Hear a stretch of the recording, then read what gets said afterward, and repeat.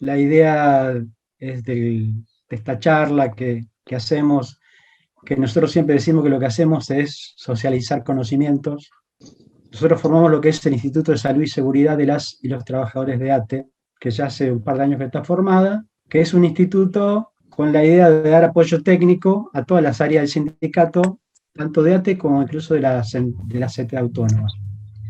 Incluso estamos planteando que en la próxima reforma del estatuto, que está paralizada por la pandemia, porque no se puede hacer la asamblea seccional en los congresos provinciales, pero está planteado que en las seccionales y en los consejos directivos provinciales exista la Secretaría de Salud Laboral con la idea de tener una estructura permanente que se ocupe específicamente del tema, así como lo hay en prensa, con las finanzas. Bueno, entendemos que tiene que haber esta estructura en el sindicato.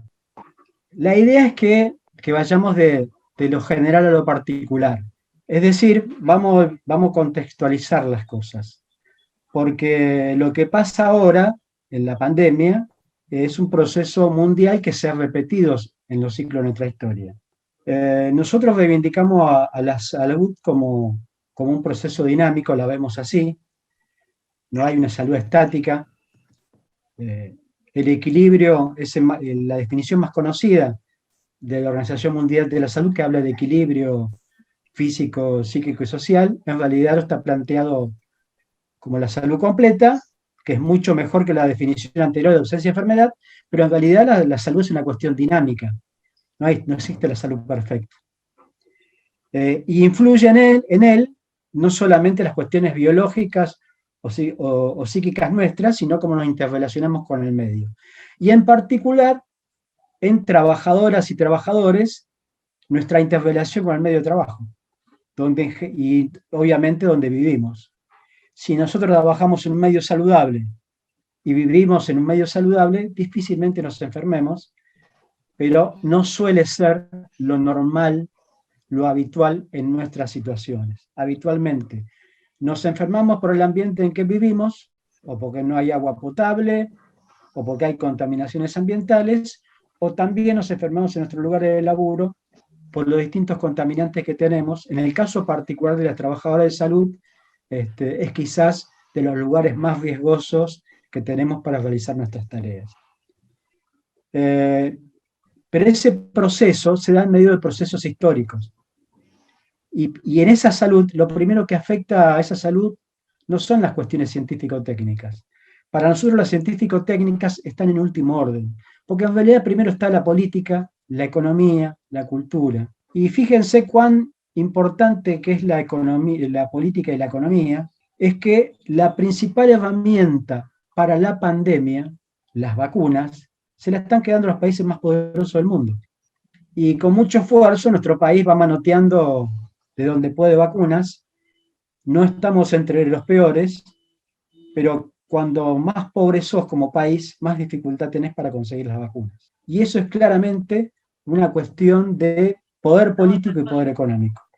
El proceso político más reciente y más importante fue durante la Segunda Guerra Mundial, donde mayor diferencia hubo, donde mayores conquistas hubo, en un proceso histórico que después de la guerra se llamó Estado Bienestar en Europa, que en procesos previos o en la última parte del desarrollo de la Segunda Guerra Mundial, en Estados Unidos se llamó New Deal.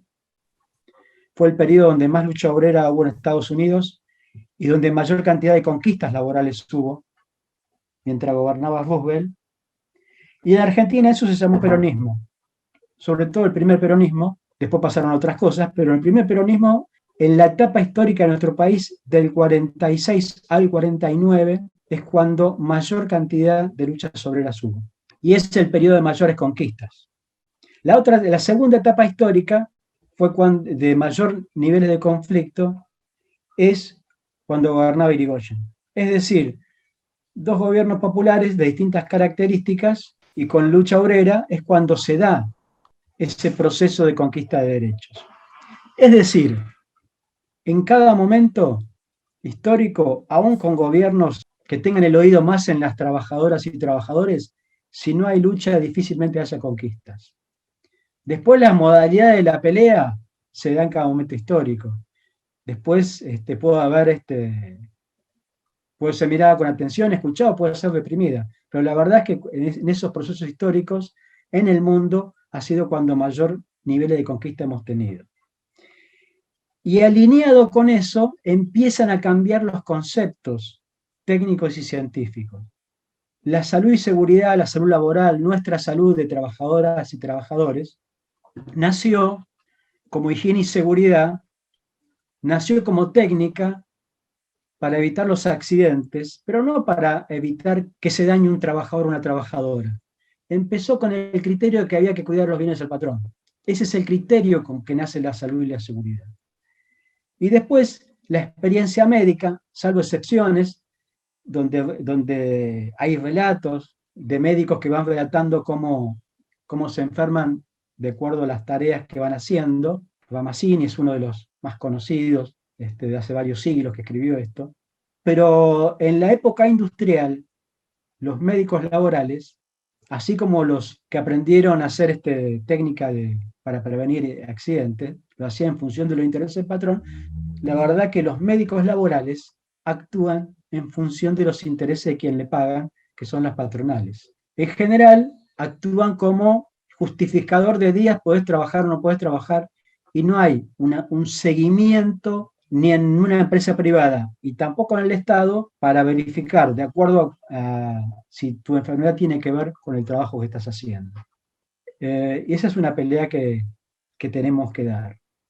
El otro factor importante es también la cultura en la cual estamos imbuidos, o las necesidades objetivas, porque no te alcanza la plata, o porque adquiriste un determinado consumismo, uno termina aceptando o cualquier condición de trabajo o trabajando en varios lugares al mismo tiempo. Y eso, a la corta o a la larga, implica enfermarse. Yo recuerdo, entre los factores culturales, voy a dar mi propio ejemplo. Cuando yo era preadolescente, mi viejo fue despedido del textil donde trabajaba por actividad gremial y se dedicó a ser albañil, y bueno, y ahí me llevaba como ayudante. Y mi primera pelea por esto de la salud y seguridad, por la higiene y seguridad, tuvo que ver con pedirle guantes para no lastimarme las manos haciendo de ayudante albañil. Y la respuesta de mi viejo era: gato con guantes no caza ratones. Hay otras formas de justificar la no prevención en lugar de trabajo. Siempre se hizo así, nunca pasó nada, de algo te tenés que enfermar, de algo te tenés que morir, etcétera, etcétera.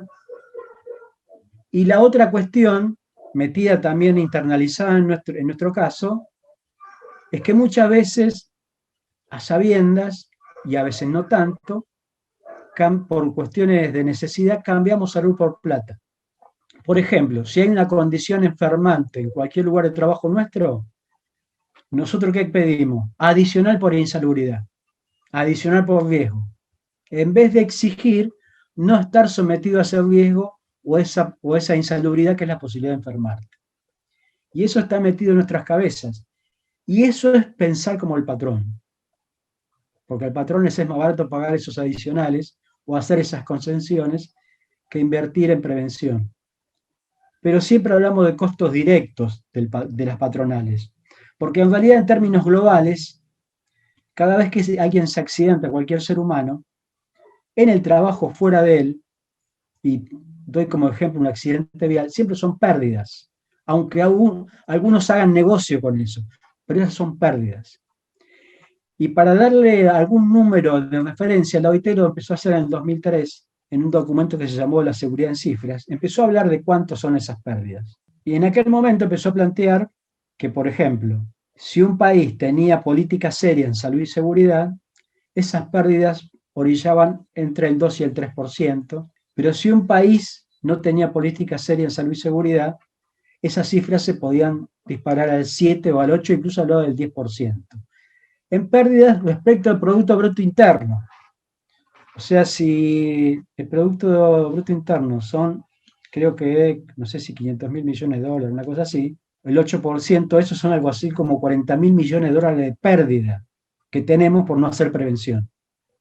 Aunque aún hagan negocio con eso, con las prótesis, con la atención de la enfermedad, con los medicamentos, se convierte en un negocio de la enfermedad.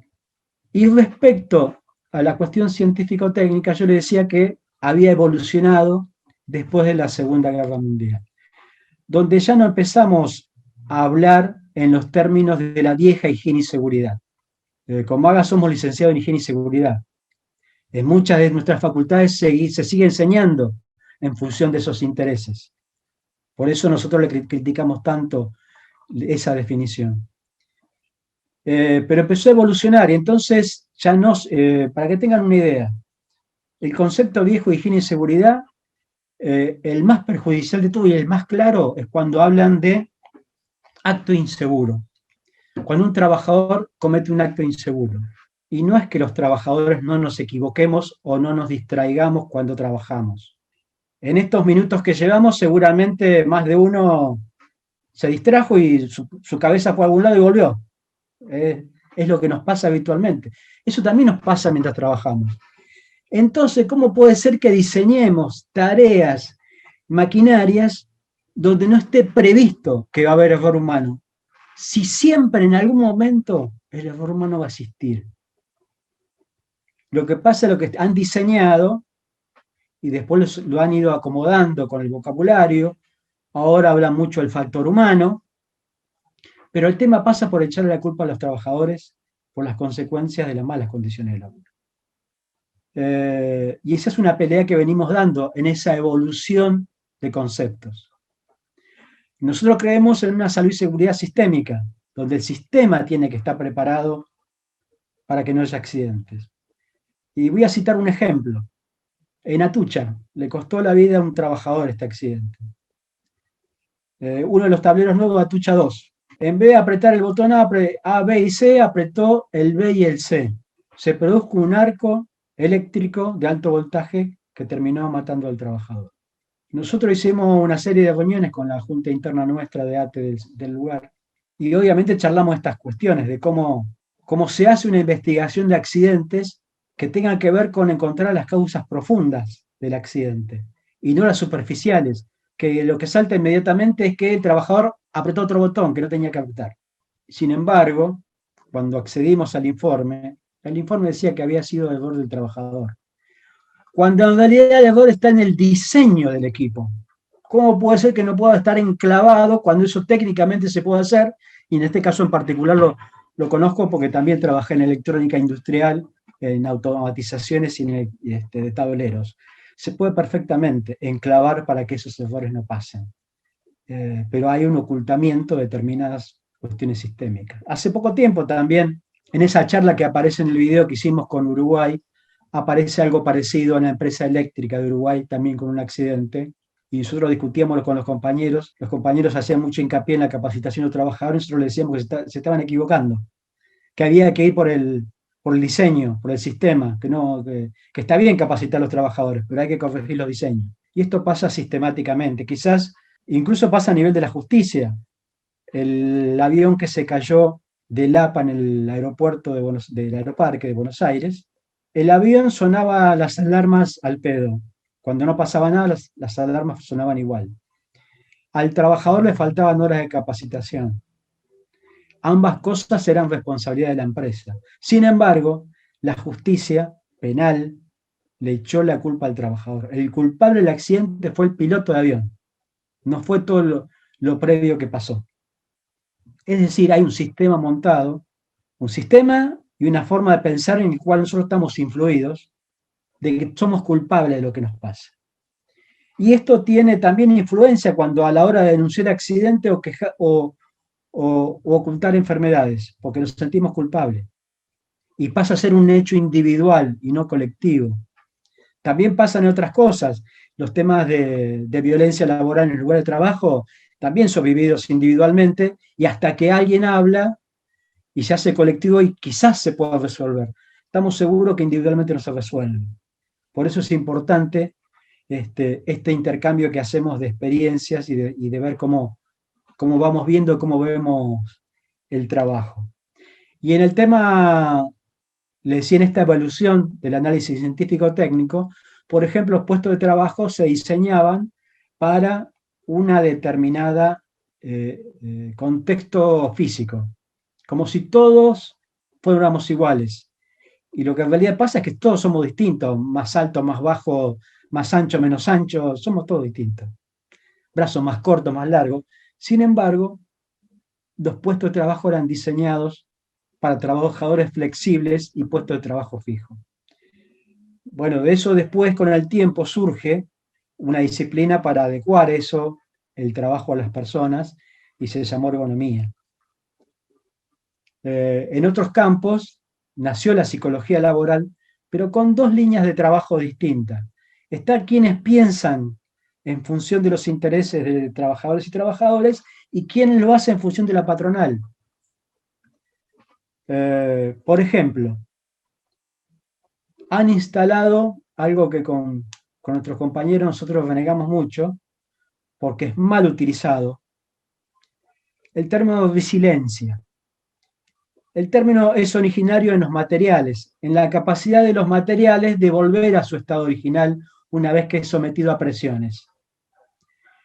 Eso, bien utilizado, está bien que los seres humanos tengamos ciertas flexibilidades ante presiones de nuestra vida y volver al estado.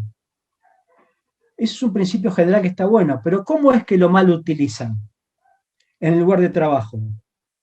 Si hay hechos en el lugar de trabajo que están haciendo esto, que uno se flexiona demasiado, si es, por ejemplo, actos de abuso, y me refiero tanto a violencia laboral como la precariedad es un acto de violencia laboral de las patronales, ¿para qué está siendo utilizado?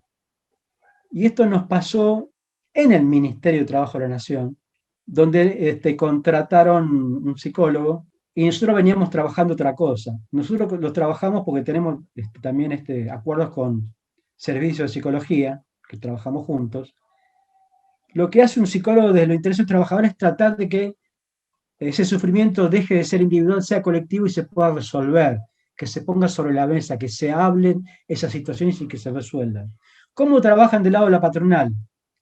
Bancátela. Practican la resiliencia para que te la aprendas a bancar cualquier presión, para que te banques la precariedad, para que te banques las presiones, para que te banques la violencia. Para ese concepto usan la resiliencia. Por eso es que nosotros renegamos tanto con estas deformaciones de la ciencia y la tecnología. Es decir, lo que estamos diciendo, que lo científico-técnico también responde a cuestiones políticas. De acuerdo con qué intereses se haga, se hace en determinado sentido. Por eso es que nosotros, al concepto de condiciones mínimamente de trabajo, que justamente lo que hace es tener una mirada colectiva, de conjunto, entendiendo que hay predisposiciones distintas de los trabajadores, a esa disciplina nacida allá por los años 70, nosotros explícitamente le agregamos los intereses de las y los trabajadores. Nosotros no decimos que somos objetivos, decimos que aplicamos la ciencia y la técnica en función de nuestros propios intereses. Y en eso no ocultamos nuestra ideología, nuestra forma de ver las cosas. Sí lo hacen las patronales o los profesionales que les pagan determinadas patronales para ocultar. Diría mi tío adoptivo Eduardo Galeano, se esconden detrás de una falsa objetividad para defender otros intereses, como también pasa en la vida diaria en otros aspectos, en las empresas periodísticas. Los periodistas, hace mucho tiempo que no son objetivos, trabajan en función de quién les paga las pautas publicitarias, en función de eso opinan. Nosotros, de lo que hace muchos años trabajábamos en esto, veníamos viendo que había mucha gente que se enfermaba en lugar de trabajo, pero no le podíamos poner cifra, no sabíamos cuánto era. Y la que empezó a ponerle cifra es la OIT. Y la OIT en promedio mundial, eso puede variar de acuerdo a países o regiones, pero lo que dice la OIT que, estamos hablando de números prepandemia, se mueren en el mundo algo así como 2.670.000 fue el último número, trabajadoras y trabajadores en el mundo por año. Pero en accidentes de trabajo son solo el 14%. El resto es enfermedades de origen laboral, que permanece oculto. ¿Por qué permanece oculto? Y En el sistema de riesgo del trabajo, que es donde más se pueden ver estadísticas, solo el 3%, el 3,5% de todas las denuncias que entran, las 600.000 denuncias que entran, son de enfermedades de origen laboral. Es decir, está oculto. Cuando nos enfermamos nos vamos a atender a la obra social al hospital público, pero no al sistema. Está oculto las razones por las cuales nos enfermamos. Por eso estamos impulsando en el Ministerio de Salud de la Nación dos cosas. Que haya una reglamentación específica de salud y seguridad para los hospitales, tanto públicos como privados, que ya no sea solo norma técnica, sino que sea norma de cumplimiento obligatorio, como lo es la ley de higiene y seguridad. Hay que reglamentar esa ley para el sector de sanidad, pero que además haya un observatorio de la cual tienen que ser parte las organizaciones sindicales para observar y determinar y en base a eso prevenir de qué nos enfermamos trabajadoras y trabajadores del sector de la sanidad, sobre todo los hospitales, que es donde mayor cantidad de enfermedad vemos que existe. La realidad es como un iceberg, que se ve la punta de arriba y que podamos ver la parte de abajo también. Muy interesante tu exposición, Beto. Te tengo que dar una mala noticia, porque este año la Organización Internacional del Trabajo, para el 28 de abril, Día Internacional de la Salud y Seguridad de las Trabajadoras y los Trabajadores, dice anticiparse, el lema, ¿no? Todos los años tiene un lema, este día dice anticiparse a las crisis, prepararse y responder. Invertir hoy en sistemas resilientes de salud y seguridad en el trabajo. Así que me parece que lo que estábamos planificando como acción para el 28 va a quedar supeditado a el análisis de la frase y el lema de OIT, en esto de que justo acabas de plantear, de presentar batalla, o de continuamos la batalla contra el concepto de resiliencia.